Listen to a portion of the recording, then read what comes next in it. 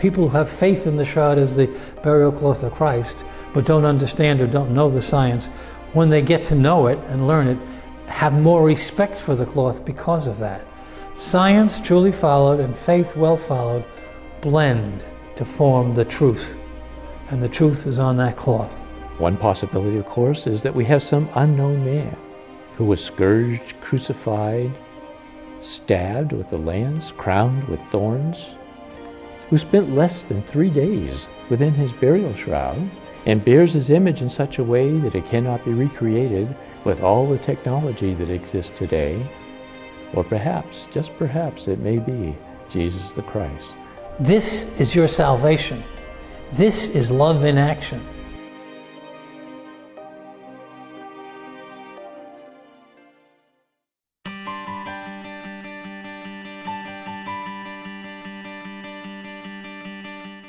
The St. Raymond Nonnatus Foundation, in partnership with Patchwork Heart Ministry and Fiat Ministry Network, present a podcast for divorced and separated Catholics.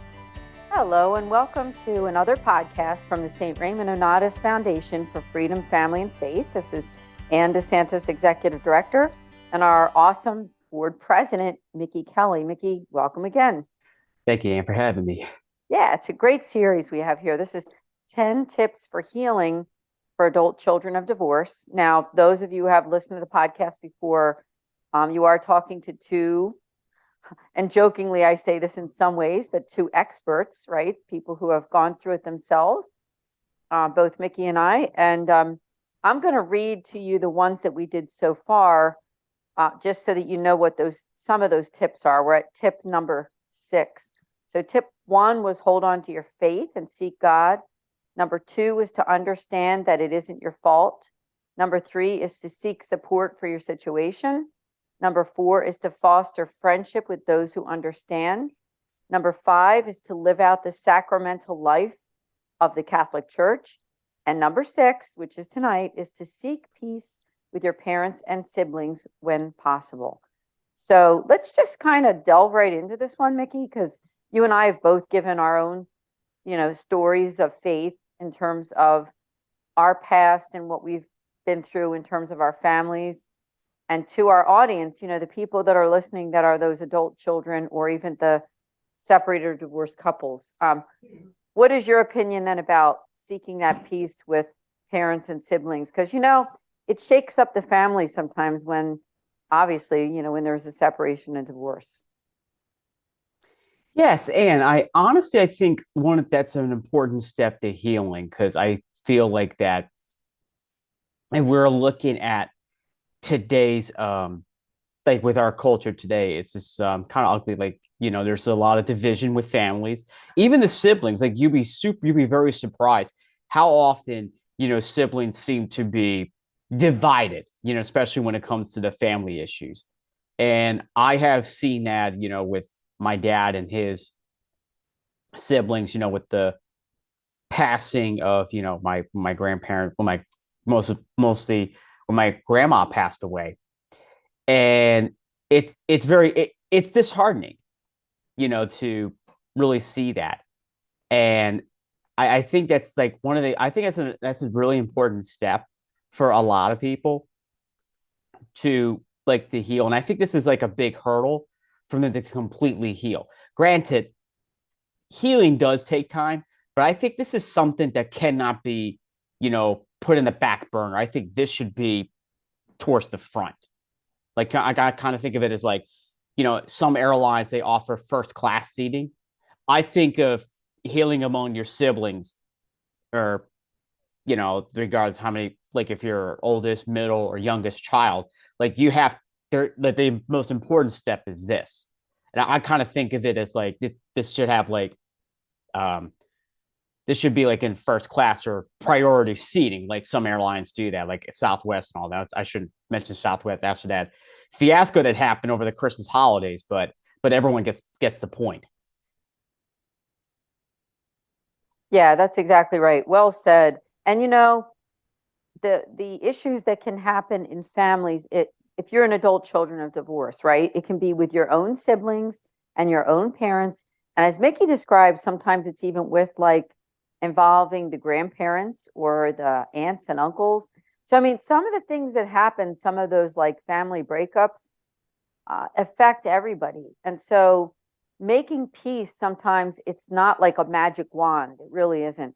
Making peace requires one very, very important thing. And Mickey, I think we should talk a little more about this. But the most important thing you can do to make peace in your family is to pray. You know, sometimes we want to sit Absolutely. everybody down and we want to get everybody to see things our way and we want everybody to get along. But it doesn't usually happen that way. It happens through us, through our own prayer every day, that we continue to intercede to the Lord and to different saints. Now, on the topic of saints, we also have a whole series of a podcast that we are working on right now at this time at January of 2023, the 10 Saints podcast for families in crisis. So you can go to our YouTube channel and you could go to the playlist 10 Saints series and you can listen to podcasts about different saints for crisis, but you need to intercede to saints. Let's talk a little tiny bit, if we could, Mickey, about saints who you think might be able to intercede for those adult children of divorce for that crisis that they might have. Well, I think some of the saints that we could really think of from the top of our head would be, well, first one that comes to mind is Saint Rita, especially what she went through. I also would say another saint that we could also pray to would be Saint Therese of the Little Flower. I mean, she was one of 5 kids, and there were times that when she was growing up that her and her sisters fought. I mean, let's face it, no family's perfect. They're far from perfection. I mean, how often, of course, and you and I can relate to the fact how often we've fought with our siblings, even to the point where I probably would not take a joke from them hardly. And it has happened. I think this has been one of my flaws as a human being, is that I don't take jokes from people. I'll to put in a simple term. I mean, that's something I wish I could improve on, but it takes time. But Saint Rita, definitely. Saint Therese of Lisieux, even her parents too. We can't forget about them. Another one I trying to think of would be, I mean, those are also too. You want to think of the apostles, Peter and Andrew. I mean, they're brothers, and there's another one, and Saint Benedict and Saint Scholastica. I mean, they're siblings as well. I mean, there's a really thick list of saints that are siblings, and are patron of families that we could pray to. That's right. That's right. Thank you so much. Now, I have to say, as we are taping this podcast in early January of 2023, we just had the death of Pope Benedict the 16th, Pope Emeritus. And I believe that he would be an excellent saint to intercede to. Now, he's not a saint yet, right? We know that he lived the life of a saint because he was a wonderful pope and a wonderful man and a holy man. You know that his canonization is going to be up probably relatively soon. Reasons for his canonization, I wouldn't be surprised if it comes up in the next year or two. But I think to intercede to him too, even though he's not even a blessed yet, but he's a good one. Now, I did find an article on saints that have to do with difficult family situations. I'm just going to read some of them because I think it would be worth it. Some of them are Saint Joseph, and another is Saint Dymphna. Now, she's also good for those who have emotional and psychological issues, disorders. Saint Thomas Aquinas, Saint Francis of Assisi. Another is Blessed Piero Giorgio Frassati. Another is Saint Matilda. Of course, I don't know all about some of these saints. Another is Saint Elizabeth of Hungary. And another is Saint Kateri Tekakwitha. So, I mean, that's just some. I'm just naming them. And if you want to go to the website that lists out some of those saints, it's the blessedisshe.net site.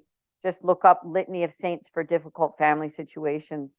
But I just think that, the way that we can really make peace within our families, it's going to come in God's time. Now, Mickey talked about, the fact that it's hard for him, sometimes difficult with taking jokes and things like that from other people. I think that's a very humble thing when we can look inside of ourselves, look in the mirror, say a prayer, and realize that there's a way that we can grow. Really, that's what it is. And when your siblings and your parents, they don't know what's inside your heart, but they do see small changes in you, in your reactions, in the way that you interact with them and with other people. So these are the little ways, like Mickey talked about Saint Therese of Lisieux, is that as an adult child of divorce, those little ways that we can grow closer to God. So I didn't know, Mickey, if, the two of us, maybe we can even share just personally, how have we made some peace in our own families? Because obviously we are both adult children of divorce, and sometimes there's a need for deeper healing when that happens, the way that we get along with our siblings, our parents, our grandparents, our aunts and uncles, whoever it is. But do you think that there's kind of a little bit of advice that you might be able to give to the audience? Yes, and honestly, I think you really touched on that. I mean, of course, we come from maybe like an average size family. I mean, I think you told me you're like one of like 5 siblings, is it? I lost count. You told me that, forgive me, I know you told me. One of Okay, 5, yes. but you beat me by 1, so. But I honestly think that there will be times you're going to need your siblings. And, you have to throw away, petty differences or whatever, to help each other out. And let's face it, there's going to be times where this, siblings have to come together, especially when, if one sibling's sick. And my siblings actually came towards me like when I was in the hospital about a year ago, and, they were checking in on me and what have you, along with, my friends and everything. There's going to come a time that siblings have to come together, and there's going to be times you have to be there for each other, regardless of how things get rough. They're still your family, no matter what.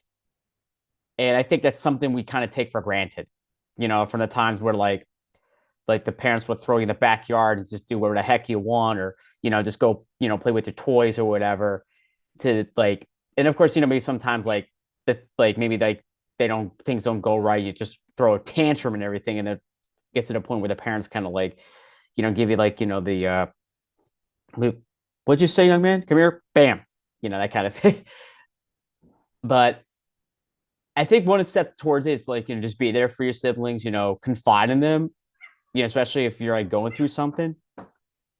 And, most importantly, Annie, you mentioned it earlier in this episode. Like, I also think that praying for them is just as important as, praying for those who are sick, those who have left this mortal life, and, for yourself.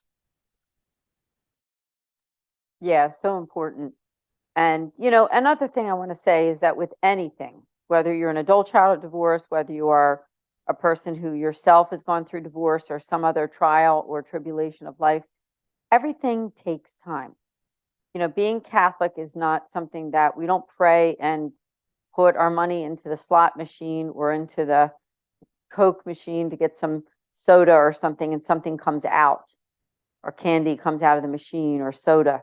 It's it's something that takes time. It's not an automatic thing.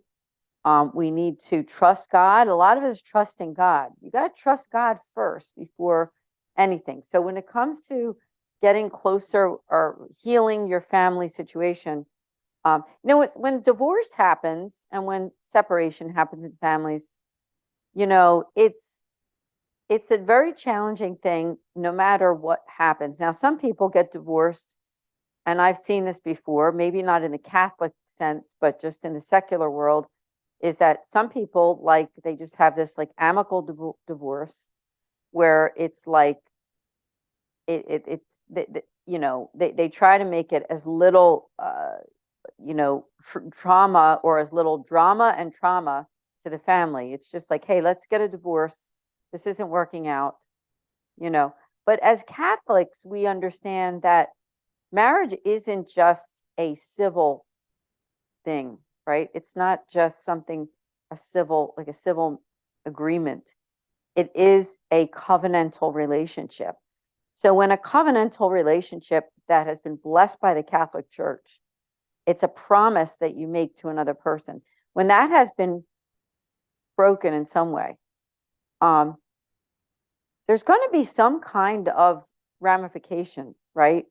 Now, there's other ministries that do a lot with divorce and adult children of divorce, which I do want to mention some of their names before the end of the podcast. But, some of these other ministries, they talk about those hurts, those pains, and what it's done to the culture. Now, what's a little bit different about this podcast is that we don't kind of delve as much into that part of it, like what happened in the past, but more what can we do moving forward. Not to say that there's definitely a place for, reviewing and realizing all of the wrong things that went wrong, that were done wrong in the past. But there's also a place to say, you know what? I can't do anything about what happened as the adult child of divorce. I can't change my situation. So I have to be somewhat positive, trust God moving forward, and seek healing for myself and for others. And as the topic of this podcast is about seeking peace with your parents and your siblings, I think that what has to be done first for yourself as the adult child is for you to have faith. And we talk about that so much in this podcast, the importance of, not walking away from the Catholic Church. So that's probably the biggest thing that you can do to make peace, is for you to continue to go to Mass, continue to go to confession, continue to practice your faith, continue to pray. And when you do those things, there's going to be an internal healing that's going to affect not just you, but other people in your family. So I think that's kind of like just about the best advice that I can give, other than just interceding to saints, really practicing your faith. Mickey, did you have any other words of wisdom about how to get along better with parents and siblings when this happens? Well, I think some people seem to have difficulty getting along with them. Maybe they did something to you. I mean, granted, you do want to keep your distance from someone that maybe abused you or did something to inflict harm on you. I completely get that. But at the same time, I remember watching bits and pieces of a movie called I think it's called The Shack, that was released years ago. It's based on a best-selling novel. And I remember there was this one pivotal scene in the movie where the main character, he is trying to come to terms with what happened with when he was abused by his father, who was an alcoholic. And also his daughter was kidnapped and eventually murdered by a registered child molester. And he had in his heart vengeance that he wants to get back at him for what happened to his daughter. And granted, many of us, that's the first thing we want to do. But there's this person in the, I guess, kind of like a Yoda type character, kind of like a Yoda, the equivalent to what Yoda is in Star Wars. He was telling the main character, Mac, that you can't just be one and done with forgiving. You have to continue forgiving. And honestly, I think that's the role of every Christian, that forgiveness is not one and done, but it's a continuous thing. Now, let's face it, there are dumb things you have to dwell on. Like maybe something happened when you were kids. You have to get over it eventually. There are petty things that, we have to throw away and, just forget, it's in the past. Let's move on. That kind of thing. And there are people that, hold on to it. And, and according to psychologists and even some health, people in the health field, it's not good for you to hold on to that anger. because eventually it's going to hurt you, especially too much with like all that anger in your heart. It's going to hurt you. And and it's no surprise what some of the, like, the health effects are. I am so glad you mentioned that, because that is absolutely true. And I know I have read that. I wish I had a source to give all of you, but what he's saying is absolutely true, is that your health will be affected when you let things like unforgiveness and things like that affect you on a long term. That's why, as an adult child of divorce, it is very important to continue to seek peace and healing with yourself, with God, and obviously the topic on this podcast is with siblings and parents. And I want to reiterate it again. Seeking peace isn't something that you need to run after to try to get to talk to them or work things out or make things perfect. It's kind of not the way that it goes. It's something that happens in God's time. I mean, I don't mind admitting my age just to help some of you out there. I am going to be 58 this month, and my parents divorced when I was 7 years old. So we're talking 50 years ago. I mean, that's a long time ago, isn't it? And, I think the healing that I've learned over time is that, sometimes we take the weight of other people's pains and we carry it. We carry some unforgiveness that maybe other people have in your family. And it's a pain for us. It's like carrying a load on your back when these two people within your family just can't stand each other, whether it's your parents, whether it's, siblings, or whoever it is, whatever it is, But some things are not, in our control. Everything's in God's control. And those forgiveness issues a lot of times are actually out of our control too, because as long as we've forgiven, right? As long as you who are listening, you've forgiven, say something with your parents or with your siblings or aunts or uncles, whoever it is, you've done your part. But then if your parents divorced and they hate each other for whatever reason, now that doesn't always happen, right? Some people, it's a little more peaceful than that, but that's kind of out of your control too, because we can't force people to be civil to each other. I mean, obviously they move on with their lives. Maybe they get an annulment or get remarried. It's not about some kind of reconciliation, but more just about peace, right? But that's not something that can be forced. And I think that's the best advice that I can give to you who are listening, to find that peace with your siblings, your parents, whoever it is just remember that it takes time. Remember to pray, because that's the most important thing. Be close to God, trust God, and, be a person of dialogue. If somebody does want to talk to you about something to do with your past or your family, is be open to talk. Now, with people who don't have faith, don't practice the faith, don't care about religion, God, prayer, nothing.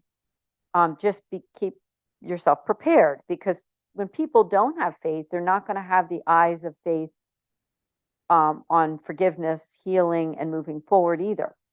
So the best way to approach that is just to be aware that when you're talking to a person that's not a person of faith, to bring God at least into your own heart. You can't force God into their heart, but keep God in your own heart in all of these situations. So we are kind of coming to a close on this one. I think that this has been a great podcast. I do want to give you guys a couple updates real quick, if I could, on just what our next podcast is going to be for this series. So this is a 10-part series called 10 Tips for Healing for Adult Children of Divorce. We just finished with you this evening, number 6, which is to seek peace with your parents and siblings where possible. And next month for our podcast, which is always premiered on that first Tuesday of the month, is to consider counseling or therapy when needed. Now, some people do, maybe you yourself, you need to get a counselor. We do have a list of Catholic counselors on our website. If you're interested in getting Catholic counseling or Christian counseling, just go to nonnatus.org, outside resources, and then look at the section for Catholic counseling, because you can consider that. And we will talk about the benefits of going to a counselor. And I will admit to you, our listeners, that for me, who's gone through being the adult child of divorce, and not just for that, but for other situations in my life, is that I've been through therapy. And I do think that it is a very, very helpful thing, especially when you've been through some kind of trial or trauma. So, Mickey, did you have any final words before we end? Actually, Anne, I think you laid it super perfectly. I also would like to recommend uh, there's any books by Dr. Ray Garendi.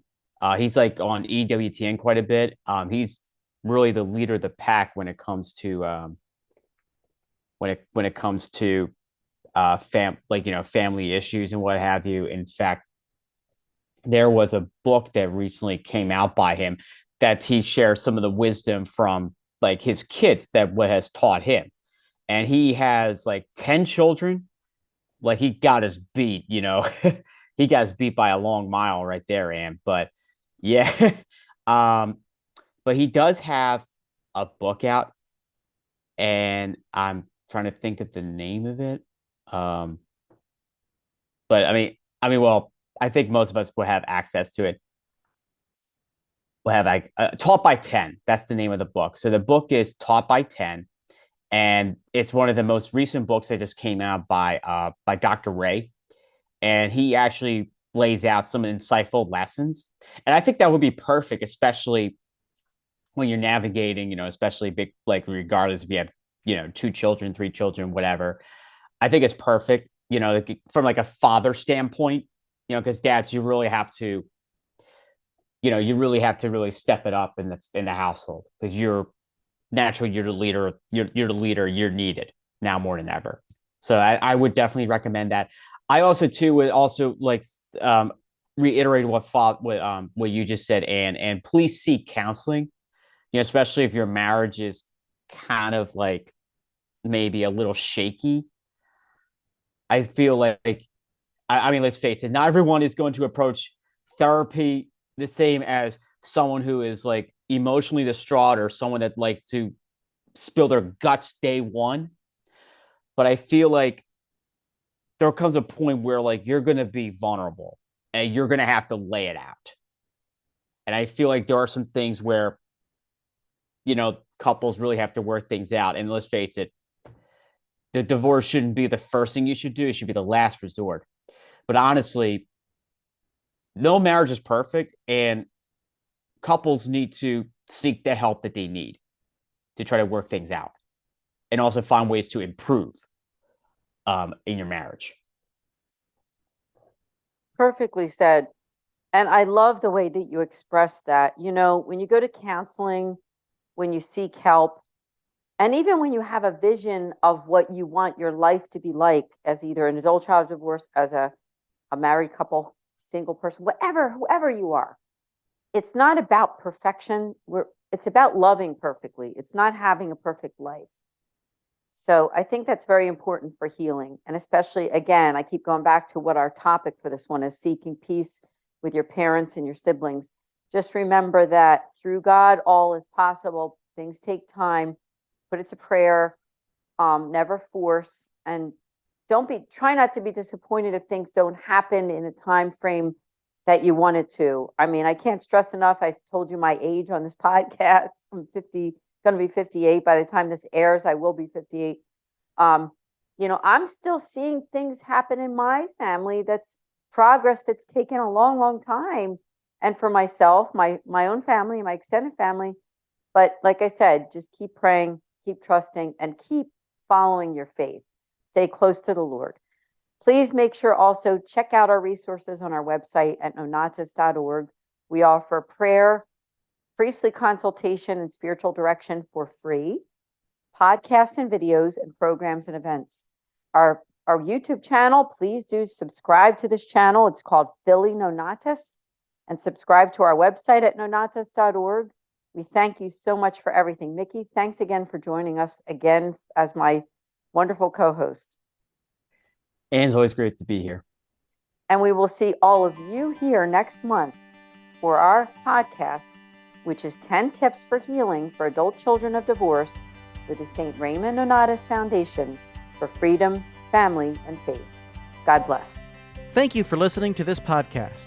For more information about the St. Raymond Nonnatus Foundation, visit nonnatus.org or email director.srnf@gmail.com.